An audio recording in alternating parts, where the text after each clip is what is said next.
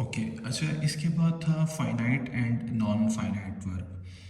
अच्छा, finite verb उसको कहते हैं कि जो अपने सब्जेक्ट के चेंज होने से भी खुद भी चेंज हो जाता है।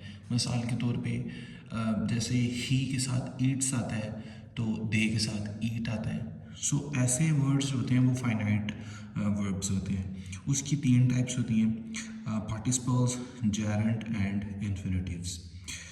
अच्छा, पार्टिसिपल्स क्या होते हैं? पार्टिसिपल्स में यूज़ तो वर्ब होते हैं, जैसे एक्शन वर्ड्स होते हैं, ड्रिंक, ईट, वॉक, होते हैं वर्ब है, बट ये एज अ प्रोनाउन यूज़ होते हैं, as a as a pronoun मैंने कह दिया, एज अ एडजेक्टिव यूज़ होते हैं। अब एडजेक्टिव यूज़ का क्या मतलब है कि वो सेंटेंस के अंदर नाउन को एक्सप्लेन कर रहे होंगे, सो उसको हम पार्टिसिपल्स कहते हैं। मिसाल के तौर पे इसकी दो टाइप्स होती हैं, प्रेजेंट पार्टिसिपल्स एंड, जैसा कि इसकी दो टाइप्स होती हैं। पार्टिसिपल्स का मतलब है कि ये होते तो वर्ब्स हैं, लेकिन ये एज अ एडजेक्टिव यूज़ होते हैं। एज अ एडजेक्टिव, एडजेक्टिव क्या पढ़ा था आपने कि ऐसे वर्ड्स होते हैं जो नाउन को एक्सप्लेन करते हैं। मिसाल के तौर पे, ठीक है, उसको मॉडिफाई करते हैं, उसको एक्सप्लेन करते हैं। उसकी दो एग्जांपल्स थी, उसकी दो टाइप्स हैं, present participles and past participles. Present participles में वर्ब, जो आपका वर्ब है वो आईएनजी के फॉर्म के साथ अगर आता है, और देखने में ऐसे ही है कि ही इज़ लॉफिंग अगर मैं बोलूँ तो लॉफिंग एक एक्ट है, ये एक वर्ब है, बट वो कि जी द लॉफिंग लेडी।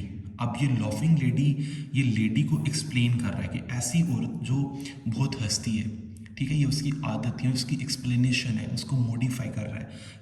देखने में ये वर्ब है, बट ये एट दैट पॉइंट ये लेडी को एक्सप्लेन कर रहा है, लेडी को मॉडिफाई कर रहा है। सो एक ऐसा पार्टिसिपल जो प्रेजेंट पार्टिसिपल है, जो कि मॉडिफाई कर रहा है एक नाउन को, सो हम इसको बोलेंगे that is a participle and present participle. Same thing कि अगर आपका ऐसा वर्ब जो आपका ईडी के साथ यानी कि सेकंड फॉर्म के साथ एक्सप्लेन करे, तो उसमें हम ये कहेंगे कि ये पास्ट का पार्टिसिपल्स है। इसी तरह जो जेरेंट होता है, जेरेंट भी आपका एक वर्ब है, बट उसमें आपके पास वो verb as a noun use होता है। अब पहले आपने क्या कहा था कि वर्ब एज अ एडजेक्टिव अगर यूज़ हो तो वो तो पार्टिसिपल है, बट अगर verb as a noun use हो तो फिर हम उसको बोलेंगे कि दैट इज़ अ जेरेंट। ठीक है, मोस्टली ये आईएनजी के फॉर्म के साथ ही आता है। तो जैसा कि पेंटिंग एक एक्ट है, ठीक है, जैसे अगर मैं बोलूँ कि ही इज़ डूइंग पेंटिंग, ठीक है, ही इज़ ड्राइंग पेंटिंग, तो वो उसमें एक्शन आ जाएगा कि वो बंदा जो है वो पेंटिंग कर रहा है, तो वहाँ पर तो ये वर्ब होगा। बट अगर मैं बोलूँ आई लाइक पेंटिंग, तो अब वो पेंटिंग कर नहीं रहा, बस उसको एक्सप्लेन कर रहा है कि मुझे पेंटिंग पसंद है, यानी कि पेंटिंग एक ऐसा अमल है जो मुझे पसंद है। सो वहाँ पर फिर ये जैसे painting is a good fun, I like painting, तो पेंटिंग एज अ नाउन है जिसके ऊपर सारा जुमला खड़ा हुआ है, तो उसको हम बोलेंगे दैट इज़ अ नाउन, जो कि देखने में वर्ब है बट एक एक्ट एज अ नाउन, सो हम एज अ होल इसको बोलेंगे दैट इज़ अ जेरेंट।